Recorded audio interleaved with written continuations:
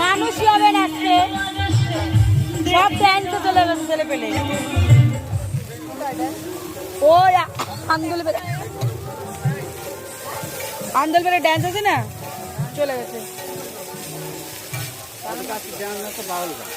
বাউল তাহলে ওইদিকে এত মানুষ যায় কেন? মানে যে জায়গায় ড্যান্স থাকে সেই জায়গায় মানুষ বেশি যাচ্ছে। ওইদিকেও বাউল